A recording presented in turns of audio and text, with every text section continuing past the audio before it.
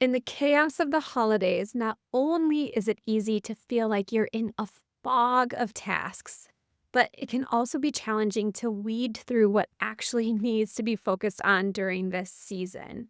And last week in the series, we focused on lifting that mental fog and choosing what actually matters in this holiday season. And if you tried that clarity ritual that we talked about last week, you probably noticed something subtle. Once you know what matters, you also start to notice what is getting in the way. And that's where boundaries come in. Not those harsh ones, not walls, but simple, clear, respectful boundaries that protect your time, your energy, and yes, your business.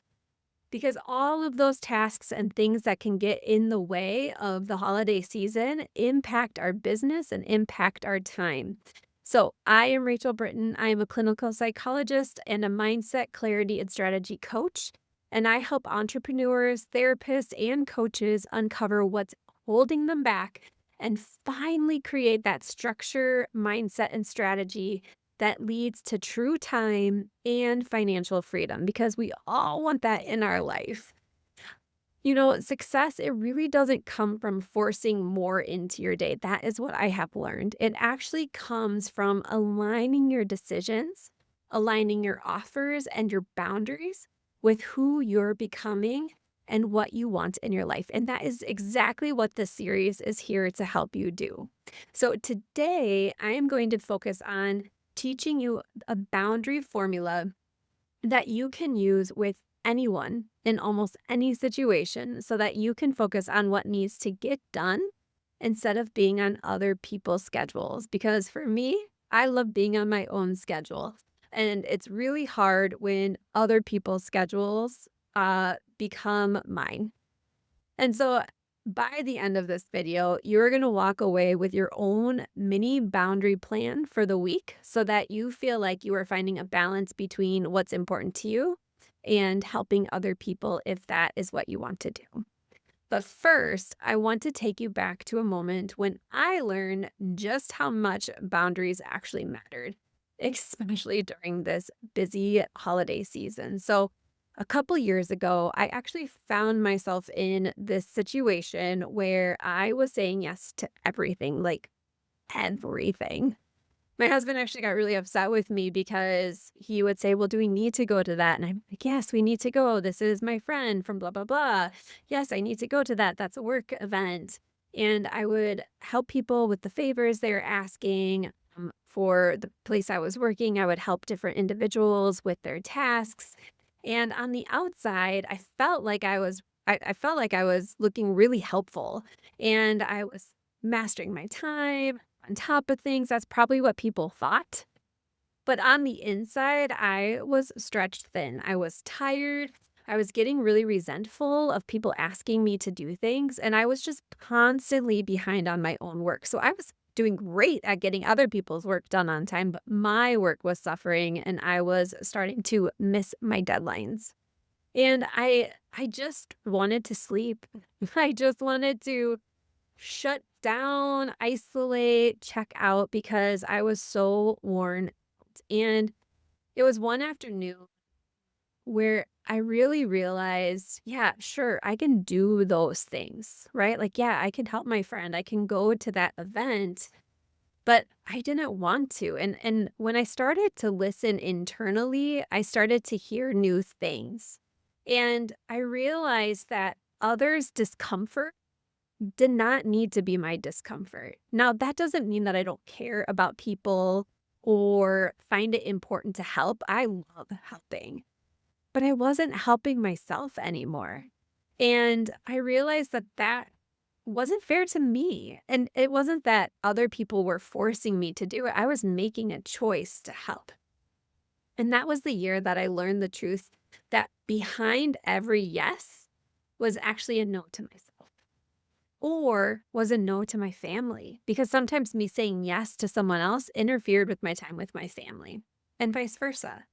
So if we don't protect our time, someone else is going to fill it for you. That is just the reality. So we do have to be really aware of our time, knowing that we still want to help other people. And here is the best part of it all.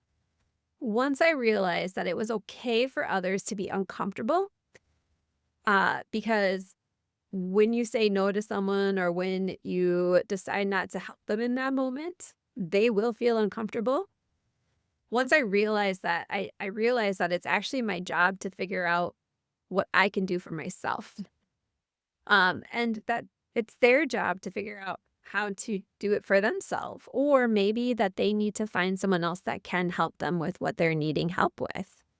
Because they have responsibility for themselves and I have responsibility for myself. And that allowed me more freedom. So again, it wasn't that I wasn't able to say yes to people for some things. I just had to learn how to designate my yes to really allow myself freedom as, and that allowed me to show up more aligned. It allowed me to show up more honest to myself and to that individual. And it was more sustainable. At the end of the day, I was able to say yes to more people when I was saying no at. So let's talk about why boundaries feel so hard, especially during this holiday season, because they are hard. Now, most people, they don't struggle with boundaries because they're weak or they're not capable. It's usually the opposite. Usually these individuals are strong, they are capable, and really the struggle comes from caring and knowing that they can do it, knowing that they are capable, and they care for this individual, and saying no would mean that they're not doing that. So they don't want to disappoint the person. They don't want conflict. They don't want to seem selfish by not helping the other person. But here's the part that we often forget is that saying yes to something always means saying no to something. I just shared that, right? We forget that though, that saying yes to someone else means that we're saying no to ourselves or to a different opportunity. And in this holiday season, the thing that you say no to often is your rest, your goal, your business, your energy, your peace. And in order to stop saying no to these things, we actually have to recognize that boundaries aren't about stopping other people. They're about supporting yourself. So now that we understand the challenge behind it, let's really make these boundaries feel easier with this simple formula. So this is a kind but clear formula that really helps you learn how to say no without having to go down that guilt train, because I am sure other people are familiar with that guilt train too, right? Of I I'm selfish, I'm horrible for doing this. But we don't need to go down that guilt train. By not doing that and by using this formula, it actually can help us feel less tension and it can help us not have to over explain ourselves, because in reality, we don't need to. If we want to say no to something, it's absolutely okay to say no. So we're going to look at these three parts of the formula. And the first one is just acknowledging the request of the person. So when you acknowledge someone, it keeps that tone warm and caring. And it shows them that through your body language, through your voice, through how you're presenting it, that you do care about them. It's just that you have to say no. And so we can acknowledge them by saying, hey, thank you for thinking of me, or I appreciate you reaching out. So we want to acknowledge that they're requesting us first, so that they can feel seen and heard. And then the second thing you want to do is you want to say what you can or cannot do. And you don't need to lie about this. You just want to be honest and share what you are or are not able to do for them at this time. And you want to keep it simple and steady and don't make it long. The longer we try to explain something, the more we just get caught in our own emotions. So just keep it simple. Say, right now I don't have the capacity for that this week. That one's really great, especially if we can do technically, but we just don't have the capacity. So I don't have the capacity to do that extra task this week or to go grab coffee this week. Or maybe you say something like, I can do this part of it, but I don't have time or energy or whatever it is for this part of it. So I can do blank, but blank. And then you can offer an alternative if you want to. This is not a have to. This is a if you want. right? So if you want to, you can provide an alternative um, that maybe is a different date or maybe less like if they wanted to grab lunch, maybe you could say, hey, instead of lunch, could we just grab some coffee? Or they wanted to go to an event, right? So maybe instead of 4 hours, you're doing something that is more about an hour. Um, Maybe it is an alternative with your skill set, like what you're providing for them or the price. Um, but again, you want to do this only if it feels aligned. Sometimes it is okay to just say no to the whole thing. But other times we can give an alternative. So an example of this might be I can connect after the holidays.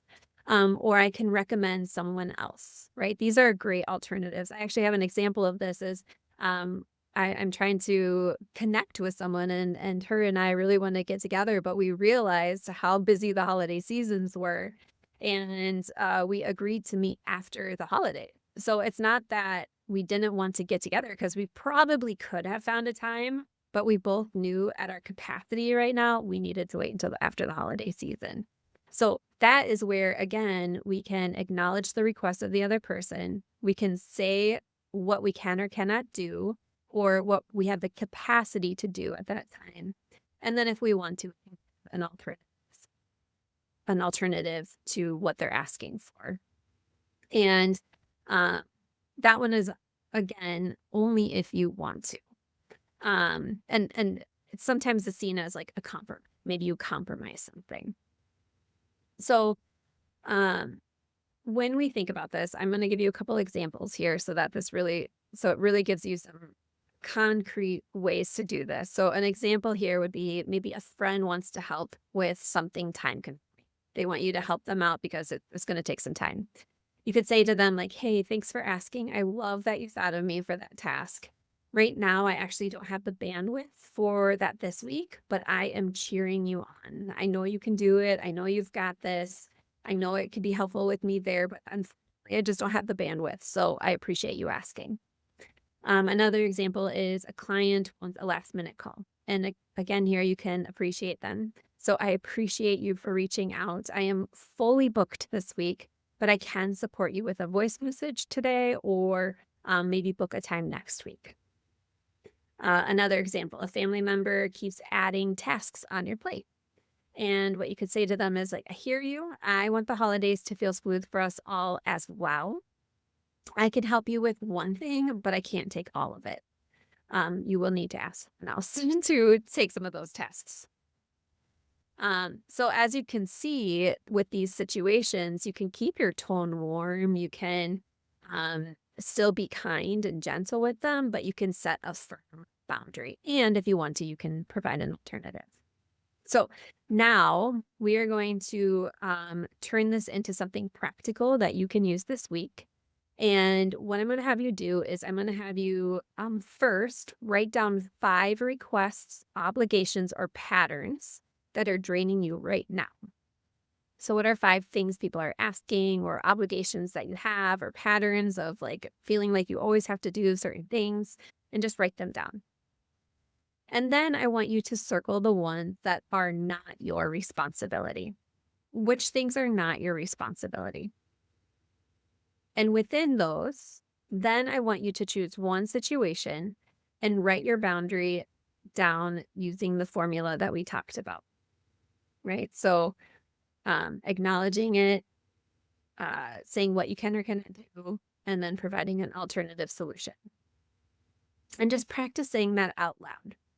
Practice that boundary over and over so that when you go and talk to that individual, you feel more confident with it. And once you're done with that, I would love to hear down below what the one thing is that you are going to shift and change for yourself so that you are not feeling as overloaded. And next week, we are going to learn how to use that protected space to build something more powerful. So, if this video resonated with you, I would love to hear from you. Again, just share below what boundary you're ready to put into place this week to strengthen your foundation. And if this message supported you, please hit the like and subscribe so that you don't miss next week's part of the series. And feel free to share this with someone else that you feel might benefit from some ideas on how to protect their energy too, especially if they are an entrepreneur, a therapist, a coach, people, anyone that helps other people that are looking for ways to protect their time and energy, but still be successful in their business.